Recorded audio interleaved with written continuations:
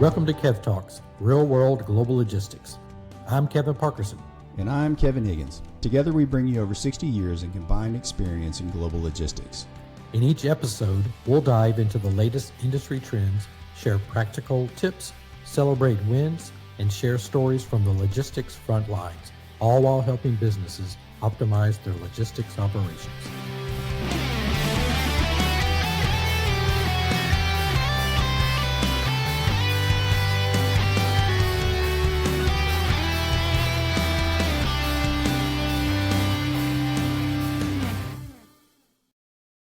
Welcome back to Kev Talks, Real World Global Logistics, where we bring you the tips, tricks, and tales from the trenches of global shipping, importing, exporting, and everything in between.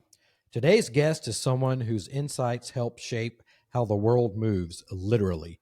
I'm thrilled to be joined by Peter Sand, Chief Analyst at Xeneta, a leading platform for ocean freight benchmarking and market intelligence. Peter isn't just reading the tea leaves of trade. He's analyzing the data behind every container movement, helping companies make smarter and faster decisions in a volatile world. Before joining Xeneta, Peter spent more than a decade at BMCO, one of the largest international shipping associations in the world, where he was the go-to voice on maritime market conditions.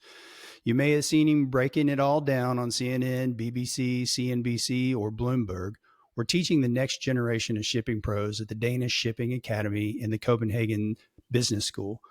Peter's specialty, turning economic chaos into clarity. Whether it's tariffs, overcapacity, or shifting trade routes, he helps shippers and BCOs see what's coming and how to respond.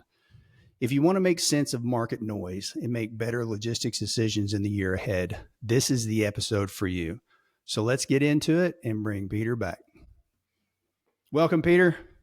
Hey, Peter. Thanks a lot. That was overwhelmingly kind of you guys. Good to be in your great company. Yeah, we appreciate absolutely. you. Well, listen, Peter, we're excited to have you, but before we dive in to the rate trends and tariff tantrums, be honest. When ocean rates start rising, do you get excited like a meteorologist spotting a hurricane? What do you do? There's a high pressure system coming. Well, I really live on the edge of the freight rates going up or going down. So volatility, fluctuations, surprising developments, that is what keeps me ticking every single day. So 24/7, 365. Right. Well, I catch a break once in a while, but I get very excited whenever the clock of the global trade is ticking, and it does so every single split second of the day with all the disruptions that is still happening. Yep. Well, listen, Peter, so tell the audience maybe a little bit of your background. What drew you into maritime economics? When you were 5 years old, is this what you dreamed to do? Probably I wanted to be a pro soccer player at that point in time, but hey, okay. I'm not that good, but I really appreciate watching the sport still. But hey, if I look at your background, that's the whole world.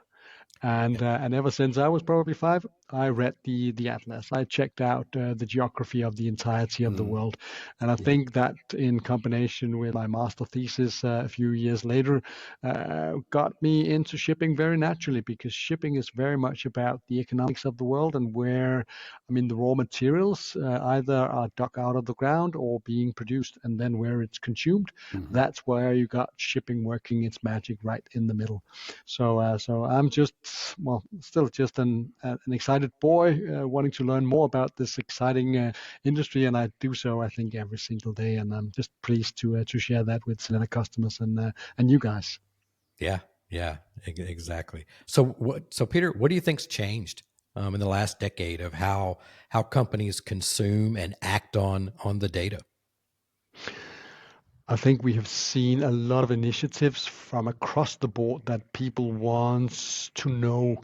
They do not just think, believe, trust their gut feelings. In shipping, they still do, but they like to back that up more than ever with reliable data, right? So, and data not coming out of an AI engine believing to know it all. So at Xeneta, we're firmly believers in the fact that we deliver as much insight on the data side as we can possibly do, and then we add to the mix the human intelligence on top of that. So the best of both worlds. I think that's basically what keeps logistics also ticking on a global scale more than anything, and something that AI can probably not deliver, because you need that human touch in the end. So I think the interest in being able to benchmark yourself, the interest in actually modeling scenarios on what may come about during times of crisis, and I think we see that ever more frequent these days. So it's a ferocious audience that just wants to eat into the pie of data with the right quality, and being more and more hungry. And Peter, is it because just in my career lifetime, if you my career span, access to data has changed significantly. So it's not just. I think we've always been hungry for for understanding data and studying data, but it's the access to data seems to be more available in the past 10 years than it ever has been. Do you see that? I think my company right now, Xeneta, is founded on bringing transparency into a very old, modern, and opaque business, that of container shipping freight rates. 15 years ago, 10 years ago, you may argue also, the only one with real insights were the carriers themselves, right? So Xeneta is built on customer crowdsourced data, where everyone is now capable of actually benchmarking their own performance in the market. And when they go and see their logistics suppliers now and then for tendering, for signing new contracts, they do not come as a blank slate, right? They come well prepared with insights on every single trade lane they move product on. So it's a whole different conversation right now. So we're here to transform how freight is bought and sold, and I think you can only do so by sharing insights fairly equally amongst the parties around the table in order to get the service you need, more than just haggling the price every time and not knowing where it actually should be in the end. Yeah, I love that, because KP, you and I both know that back in the day, it would be all about who we know and what we were hearing, and spending time on the phone, and just hearing in our circles what was going on, and we didn't have access to any kind of market intelligence other than the network, right? Yeah, it was a dozen phone calls to a dozen different people, and aggregating all that data on what I heard or what I thought or what I read between the lines, in many cases. So it's dramatically changed because of offerings, such as this, and because of people like Peter that help us digest it, and interpret it and share it. So let's get into a lot of this, Peter. We're going to definitely geek out with you, but what are the key drivers? So we're talking April 2025. What are the key drivers that are shaping the container market? And I know that's a loaded question in a way because it changes every hour in many cases. So from the time that we record this to the time we share this with the audience, it may change dramatically. Yeah. But what talk to the audience a little bit about the key drivers that are shaping today, 2025, not the last couple of months. When you look at the global container shipping industry, you should always start by looking at it a little bit on a fundamental note. So be on top of those demand drivers and those supply drivers that makes the market, right. So look at the fleet. How much is actually serving global demand today in terms of new build capacity, and more important than anything, existing capacity, right? So and how does that stack up against the demand that you see mainly from the primary consuming areas in North Europe, North America, but across the globe also, in the world's biggest market in intra-Asia, right? So get to grip with the fundamentals, because at the end of the day, we can see so much short-term, mid-term disruptions, like the Red Sea, like the tariff war, like Russia's invasion of Ukraine, and say flooding and pandemics, right? But at the end of the day, it's still the fundamentals that gives you the overall direction. Is this market a short-term market or long-term market going up, or is it going down, right? So as long as you're got that direction right, you can dive into to all the short term, the mid-term disruptions that also see freight rates go up by 100% in a very short time from whether that's a port strike in the U.S. East Coast, or whether it's a congestion in the port of Singapore, arguably the world's largest transshipment hub. You get ripple effects across the globe, right? So get to grip fully with the fundamentals, and only then you can understand the individual elements of, okay, if this happens, then A, B, C, and D are most likely, right? So that's currently what a lot of shippers, especially those dealing with the North American and U.S. market right now, do at large scale, right? They look at various scenarios, they model it, and they put likelihood to them all, and then they basically arm themselves with all the best data in order to see also what are the economic consequences of all these variable scenarios, right? So it can be extremely tricky, but at the end of the day, keep it simple, and then move on from there. I love to keep it simple. So are there any big surprises that you've seen in the Xeneta rate data for, let's say, Q1? Anything that stands out? Yeah, let me go a little bit left field on. Well, I think probably a lot of attention is paid, of course, to what the Trump administration has been up to in the first quarter. But let me go a bit left field to look at also a very busy trade, but not one that we discuss every day. All the containers that are moved out of Asia into the east coast of South America. So also a busy trade into to Brazil, into Argentina, and one trade that is always very volatile. And you see, especially the short market, moving dramatically up and dramatically down. And one thing that have caught my eye in the first quarter here is that while we have seen a decline of the short market, also going lower than the long-term market already in early February, we have still seen the long-term market on the rise. So we could call that a negative spread between the short and the long of several $1,000s. So Wow. so if you're in the know, you can take advantage of that, right? So enjoy the spot market when it's much lower than the long term, if possible. But it's really one of those things that you at some point in time may think, that spread should narrow, but hey, it will do so in Q2. At least that's my assessment. But Yeah. let's see.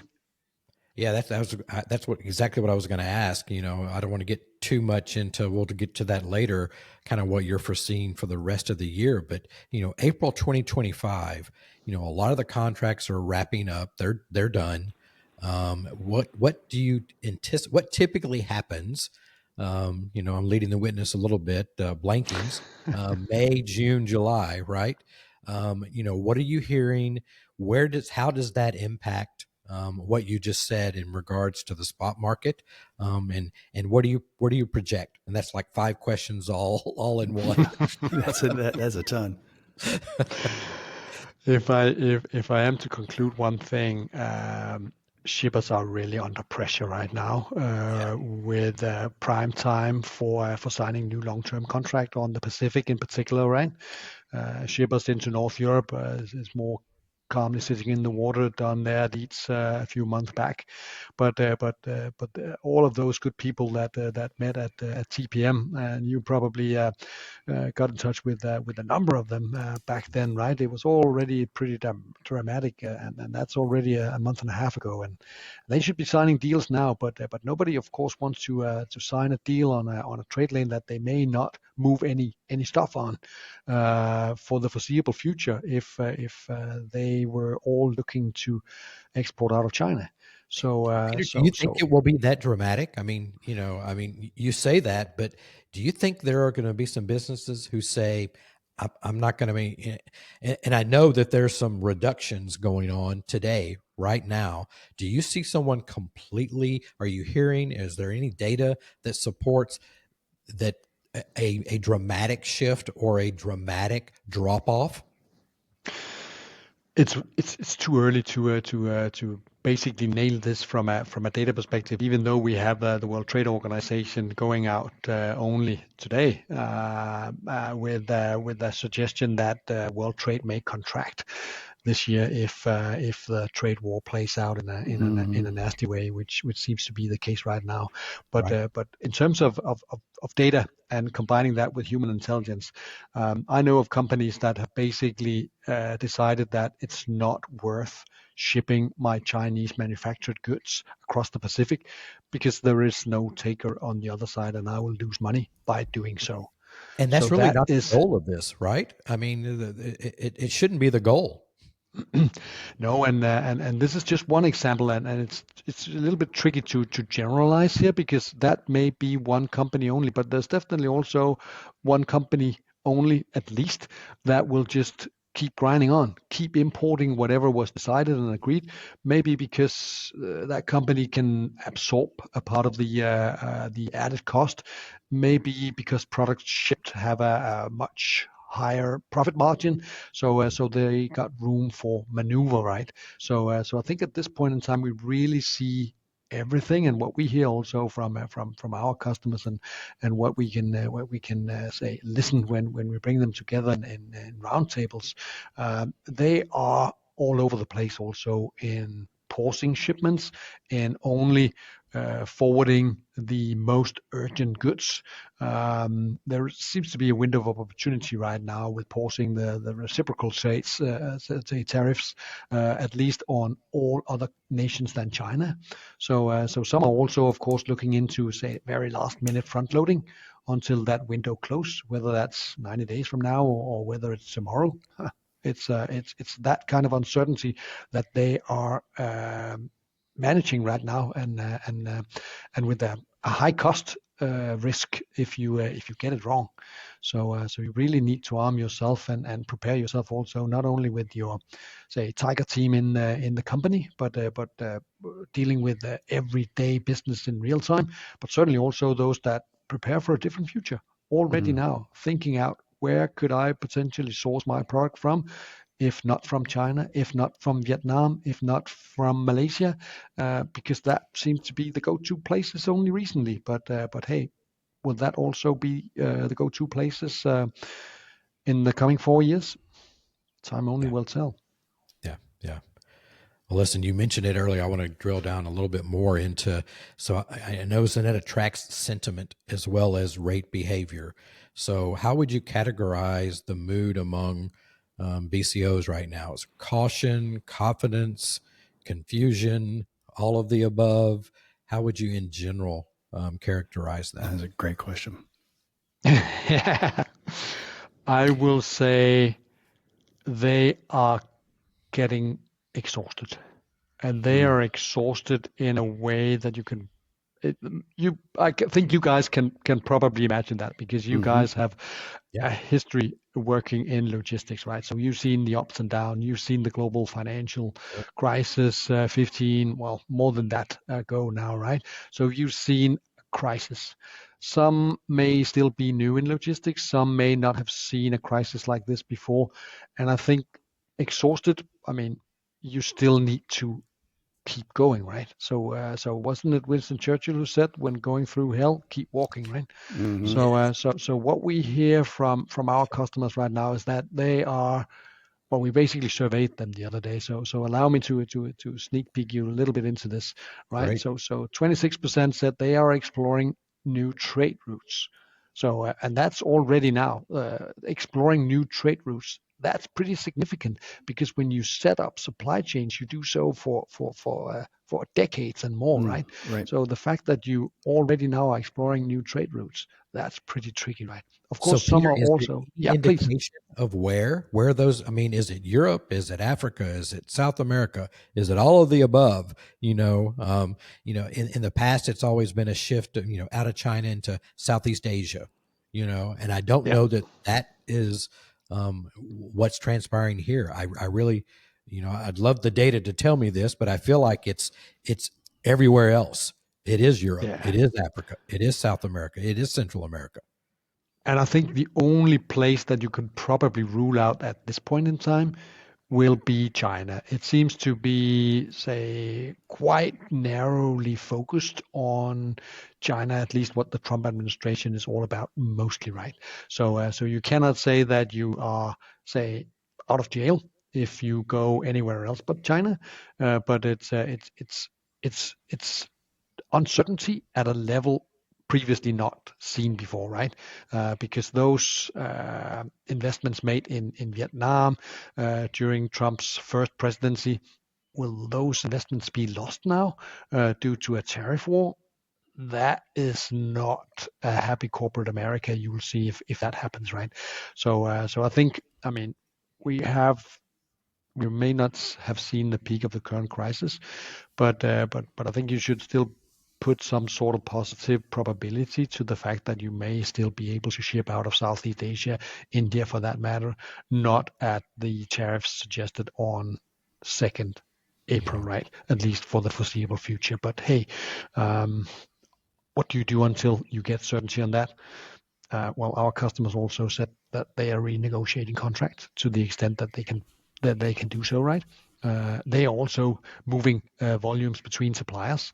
So some suppliers may show more flexibility than others. That's a part of course, the picture that they are also painting for the potential changes in future. Will I stick to my current suppliers? Will I need new suppliers for logistics services if I choose the origin of my manufactured goods? Most likely, you will not know yet, right? So and those, of course, also dealing with a lot of volatility and fluctuation on those trade lanes, and in particular if you go into a market that you're not certain of, that you do not know, maybe it's time to explore the opportunities that an indexing contract can bring you, right? So where you focus on services more than anything, and then just fix whatever freight rate will be on that market to an index, and adjust it accordingly, right? So you're always capable of moving cargo on that trade lane, on that market, and also from a say logistics providers perspective, you will not see negotiations constantly taking place that may be pointless to a large extent, but you can fix a relationship that is probably stronger during times like crisis than anything else. So all of those opportunities are explored by shippers right now, basis on what they know right now, and that target may be moving as you mentioned a number of times, Kevin. So they can only do so to a large extent, add assumptions to their scenarios, build the modeling around it, see what kind of flexibility and opportunities that they have actually to move aggressively or less aggressively. But this is risk that they need to manage. For some companies, it may be the risk of the entirety of the company, but hopefully that should not come to such an extreme extent for the lion's share of them all, right? Yeah. And you mentioned index pricing. I want to drill down into a little bit of that as well. So based on what Xeneta is seeing now in April, do you see, are more BCOs moving away from annual contracts and leaning more into the indexed or quarterly models due to all of the uncertainty, all of the things that we have just said the last few minutes? Definitely. I mean, they are not going 100% to change what they used to do. Where if they were familiar with their internal setup, doing a multi-month tendering process, inviting all logistics providers to hand in bids in certain rounds, and then award the allotments later, right? But they are definitely more than dipping their toes into to the pond of index-linked contracts, because it also leaves them time to deal with other business than controlling the rates on a few trade lanes, right? It leaves them time to actually care about the logistics, and probably during times like this where it's a little bit of an upheaval, they need to locate or allocate that precious time to do something else than ensure shipment on trades where they know the drill, and where they know that they can get what they want from logistics providers that they work with, maybe for multiple years or new ones, right? So it's definitely during times like this that someone is trying something new, but mostly, yeah, we talked about this just before. A lot of shippers, to the extent possible, will expose themselves more to the short-term market now, as they will be afraid to look silly if they sign a long-term contract on a trade that they will not be using for the purpose they intended to in the first case, right? You do not know. I think we could have KB. We could have an hour talking about index-based contracts. I'm looking at the clock, and I'm like, I've got like 25,000 more questions. Yeah, we have a ton of conversation around index, but I'm glad you brought it up because you answered the question that I had on there. But I want to go back to KP's question about shippers and kind of where they're at right now. My exposure right now, I mean, you can look at the big BCOs and say, this is where they're at. They're exhausted, et cetera, et cetera. Where I'm seeing more exhaustion, quite honestly, are the suppliers that support those BCOs. They're BCOs in their own right? But they're bringing in product for those major retailers or the major importers, and they don't know what to do because they have to deal with them. And their buyers and their logistics teams aren't quite giving them the direction that they need to take yet. So I see a lot of, I won't say panic's not the right word, but I see a lot of confusion in what are we going to do in those circles. So I'd be curious to see what your perspective is on that, Peter, from the, big BCOs down to the people that support those BCOs who are importers in their own right. You guys have the best possible questions lying around just like that. I really enjoyed this conversation. You're not making it any easy for me for sure, but it gives me time to get around many aspects. And I must say that fortunately, the world of logistics is also a world of a lot of people with calm minds that can see through troubles like this. So cool, calm, and collected. That's the service provider you want to work with, right? Whether that's direct carrier or whether it's a freight forwarder, and whether you are a mom and pop shop or a Walmart of the world, right? Because you are dealing with unprecedented uncertainty on the landed costs of your product here. So you cannot afford to make a large scale wrong move. And of course, everybody is watching what the top dogs are doing all the way down. But even if the top dogs cannot give direction in terms of, okay, this is what we're going to do, right? We may be poor shipments on some products. We may front load shipments on other products. I think you can only conclude that everybody is doing a little bit of everything. There is no one winning strategy here. I mean, there is no one winning strategy where you can just do the same for all kinds of products and for all kinds of companies. It really gets down to, boiled down to various industries, right? We've seen also auto parts getting flown into the US at the very last minute, right? So we've seen a spike in our air freight rates also showing up as all kind of freighter capacity that could be deployed at the very last minute. We're flying auto parts out of Europe into the US before closing time, right? So you deploy not only your strategy down to the various product lines, but also to the model of transportations that are available, right? And of course, it's costly to do last minute full freighter shipments, right? But hey. If you have $2 million to charter one freighter, and that costs you $3 million less in tariffs to be paid, that's profit for me, or at least that's risk management. I would probably put it like that, right? So because if not profit, it's avoiding paying the full fine for what may come your way. So, and I think that's why. The largest BCOs and the smallest BCOs can still benefit from exchanging views on what is it that we could probably do, because they are also accustomed to logistics working their way, they will always find solutions, right? But it's tricky to find a solution when they do not know what the question is. That's so true. Yeah, this is so true. Yeah. I haven't thought about it that way. I keep looking for the answer, but I don't know what the question is. So that's a great way to view that. So Peter, what does Xeneta's data tell us about how carriers are reacting to some of the demand signals? Now April 2025, are we seeing aggressive blank sailings again? More capacity discipline? What's your assessment of that? I think if you read the tea leaves of what carriers are doing right now, you're probably getting closest to what's actually going on, at least on a more general scale. And if I look at some of the capacity deployed on some of the bigger trade lanes, a few things catch my attention here.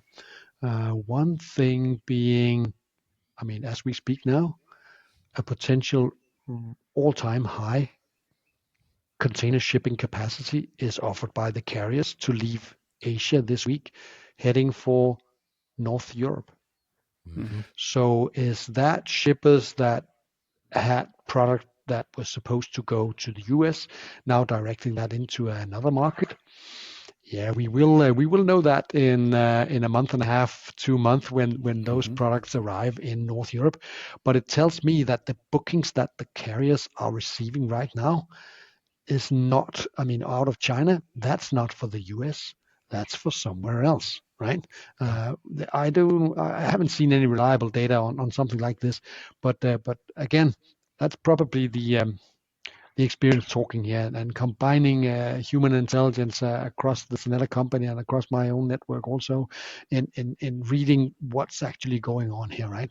So if something like this happens, I mean, this could be any given week, but it's not any given week, right? And it's not just carriers blanking a lot of sailings last week and they're adding them into their networks again this week. No, this is something on top of that. So I'll be looking into to those details in a number of weeks when we know exactly how much capacity did actually sail out of Asia, in particular China, heading for North Europe during these weeks, right? So there's definitely also many contingency plans that are drawn up amongst the carriers and then torn up a little bit later. But hey, that's the flexibility of global supply chains working on in the maritime space. That if cargo is all of a sudden going somewhere else, ships will go somewhere else as well. So I think that's probably what we should be looking out for. And then of course also announcement of skipped port calls in China, even though they also put up a lot of cargo other places in Asia, right? So we actually see blank sailings not deployed at large right now. In the past 4 or 5 weeks, we have seen trending down in terms of blank sailings. So to me, this is definitely also an abnormal slack season for container shipping, and one where many shippers have reacted as they often do to uncertainty, fill their inventories to the brimming total, right? So as much as you can bring in, as that is the least costly option when you want to make your supply chains more resilient and make sure that your conveyor belts keep turning, right? So, Peter, are you noticing any correlation at all between Xeneta's rate volatility index and carrier financial health or schedule reliability metrics? Any of that? I think we, of course, troll through data like that all the time, and I think when you deploy data like that into your decision making, it's very much, of course, it's totally based on historical performance, and then your conversations in terms of, okay, will this change going forward? How will I pay you if reliability is only 50%, right? Will I be paying you top dollar for poor, say, timing service, or will we adjust that in some way, right? So, but I think reliability, narrowing that down and lifting our eyes for a moment from the current trade war, is the name of the Gemini game these days, right? So so the one alliance that seek to make reliability great again, right? So let's see. First numbers out of Asia are comforting from their network perspective, but hey, they are not fully implementing their global network until at least mid-May, early June. So only then we will get to see also numbers, say from a full circle, and time will tell how strong they are also during times like this. But they will definitely be put to the test from the very beginning, and we will watch the data and analyze them as we go along. All right, Peter. This is the section of the crystal ball section of the podcast. And what do you see for the rest of this year? What are you anticipating? How would you guide, BCOs, small, medium, large, what to expect? And again, we'll have to bring you back later this year and see how your predictions are. But what do you anticipate? What do you think is going to happen? Everything that seems to go on right now points to a direction of lower economic activity, and that will also mean that fewer boxes are transported around the globe. So whereas we at Xeneta once a year, we of course look into the crystal ball and give our ideas, share our ideas of what may come around. And I must say that the moving factors and the moving pieces of the puzzles have been known to a lot of people, and I think we have been we've been hitting many of those effects that you should be watching out for in terms of market developments. But of course, the real say bull in the ring have been the impact of the current trade war. And I think if you look ahead towards the rest of the year, getting back to our conversation before about how should you be thinking about the market and what's the trick here, right? So fundamentally, you see demand weakening. Fundamentally, you see fleet capacity growth at around 3.5–4%. And if trade in container shipping is going down to anywhere between, say, 0, +1, -1, hey, that's a negative development for the market, you might say, at least from a carrier's perspective. From a shipper's perspective, it's a boom. It's wonderful to see that rates are coming down. But of course, when you also reflect on the fact that why are rates coming down, poor business environment and low economic growth, then that's the souring part of it. So I would say that if you look towards the rest of the year, and we do so also in our market rate outlook product, where we also forecast not the short market but the long-term market, where will rates be, it's pointing downwards for many of the trades that we cover there, because it seems to be a one-sided bet, right? But never rule out the positive story. This is the maritime business. Things, crazier things have happened than this trade war getting a happy end before the end of the year. But we point to volatility as there's a lot of say air pockets when flying right now. But the overall trend seems to be one that favors shippers with lower freight rates in the spot market as well as the long-term market, and we also see already even on some main trade lanes all-time low rates being chartered right now. So it's a drama beyond the freight rates, and that's why you should probably get yourself into to another conversation with your suppliers. Bring flexibility to my contracts. Ensure that if I need to act at some point in time, I will not be punished for not meeting my minimum required quantities as promised on this trade. But if you can bring me flexibility into all of a sudden moving boxes to a different location, not the same country, but a total region, a total different region, then that's probably because you're working with the best logistics provider. If that carrier or forwarder can all of a sudden show that kind of flexibility and room for maneuver to ensure that your business is kept alive and you got product to move, regardless of where you all of a sudden may change, say, the origin of that product. I think that's a great point. And KP, that goes back to something that's been a recurring theme on every guest that we have is Right.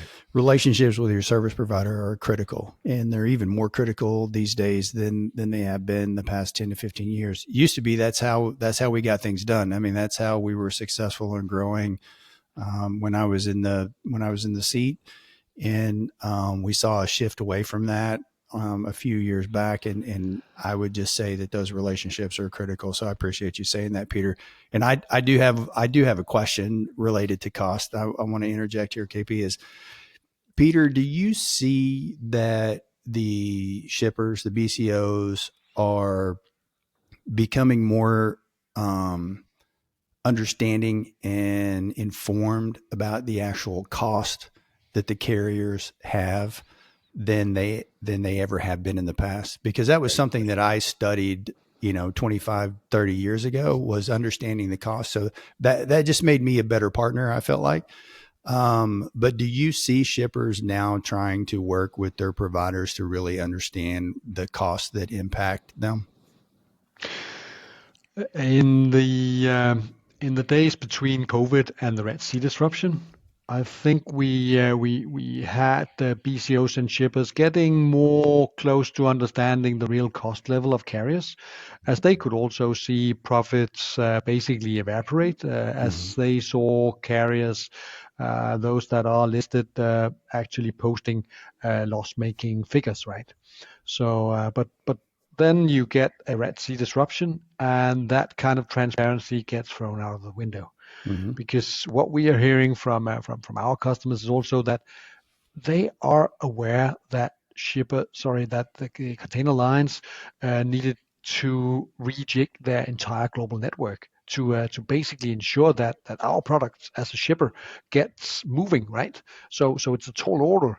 And obviously, they want to reward that also, paying the carriers for their services and the extra cost. But yeah, the carriers are also opportunistic beasts, right? So they are of course not revealing what are Right. the real costs of diverting every single trade out of Asia into to Europe and North, say Mediterranean, some also to US East Coast. They're not revealing that figure, right? Obviously, we have helped our customers assessing what would that figure really be, because that is the guiding point for them also as they assess the market position of their rates. Look back at where were rates when they were loss making for carriers. What kind of level are we then seeing right now?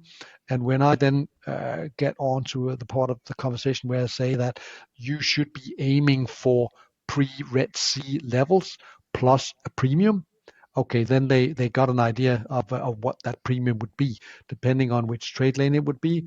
$500, $1,000, but that premium have been like $5,000 during the pinnacles Right. earlier in Yeah. 2024, right? Right. So I think it well, they learned something, and they found out where are the break-even levels for the carriers, but during times like crisis and disruption, that gets thrown out of the window, and then everybody reassess and find that the next flagpole is a little bit further down the road. Now we start over. Right. It's a great point, Kevin, to bring up. What are the real costs of global shipping networks? Yeah. Well, only the carriers know themselves. Yeah, it's fascinating. Listen, Peter, as we start to wrap up, back on the partnership and the relationships. So how is Xeneta preparing to support shippers and logistics professionals in today's world where really the only constant is disruption? It's a really, really good question, and allow me to bring back our conversation on index-linked contracts, because we are just days away from launching a simulator for everyone to try out themselves on their trade lanes. How will I be able to set up an index-linked contract on this trade lane? So we try to keep it pretty simple and straightforward. So there are a few key elements of an index-linked contract that you need to bring into the simulator, and then we basically illustrate that in a chart, saying that if you were working on an index-linked contract under those assumptions, you would pay this amount of dollars for moving your cargo, right? Okay. So I think I'm pretty excited about that, because it comes at a very good time for anyone, and let alone later maybe we will also be able to bring a little bit of futures market into it, to really bring around not only foreseeability into to freight movements, but also more predictability in what kind of freight rate will you actually be paying for the rest of the year, right? So that's a bit further down the road, and it requires, of course, a notoriously conservative industry to change. But hey, we're here to do exactly that. So let's see what we can do with the index-linked contracts little by little. But there are so many ways that you can basically look at enhancing the way that you do your as a logistics business right now, and more than anything, it's very much about understanding the market, understanding the relationship that you have with your suppliers, right? So, and you should never be afraid to ask questions. You should never be afraid to change suppliers when needed. We have also shared earlier this year with our customers during times of change for the alliances, right?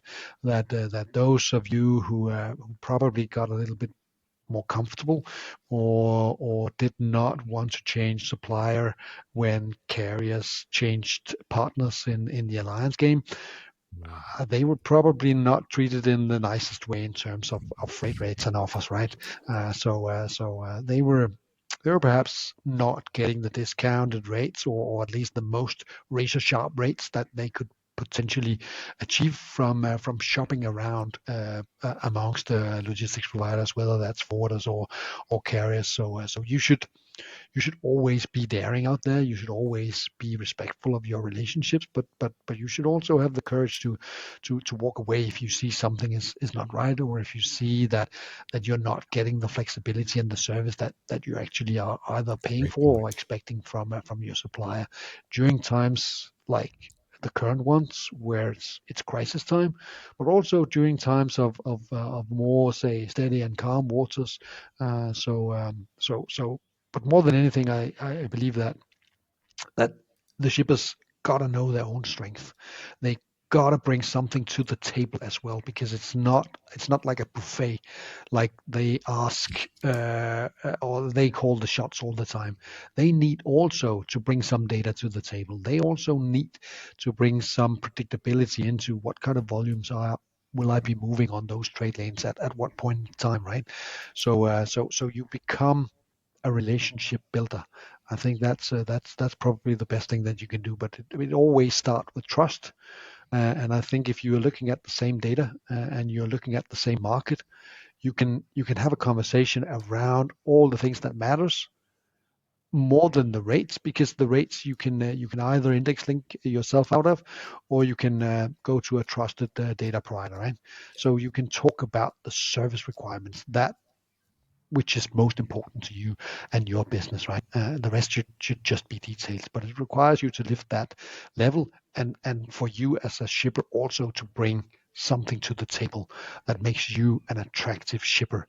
I think that's probably the most important thing going forward. Also, that don't be afraid to share that to make you an attractive shipper. It's not a say a seller's market going forward. It's a buyer's market, and you will get the better playmates, you will get the better service if you bring some quality to the table as well. Wow, Peter, that was a great. We've got to wrap up here, but that was a great final statement from you. I love that. Kevin and I, that topic of relationships and being the provider of choice and the shipper of choice. Really, really resonates. So this has been phenomenal. We definitely have to have you back. I have 25 more questions we didn't even get to. So we will have you back very, very soon in the very near future. And I know the audience will love to listen to that. So with that, that's a wrap on this episode of Kev Talks Real World Global Logistics. A huge thank you to Peter Sand, Chief Analyst at Xeneta, for joining us today and delivering a master class in market insight.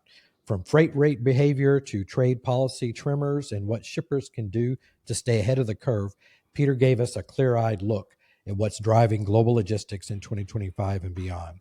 If you're not already following Peter on LinkedIn, make sure you do. His posts are packed with timely data and perspective. Peter, thanks again for sharing your time, your wisdom, and your passion for this industry. And for our listeners, if this episode helped you think differently about your freight strategy, do us a favor, share it, leave a review, and subscribe so you never miss an episode. Thanks for listening, everyone. Thanks, Peter. Thanks for having me, and thank you so much for your kind attention. Cheers. We hope you enjoyed this episode of Kev Talks, Real World Global Logistics. If today's discussion inspired you, don't forget to follow, subscribe, rate, and share our podcast. Remember, every great journey in logistics starts with a single step forward. Let's continue working together to transform the industry.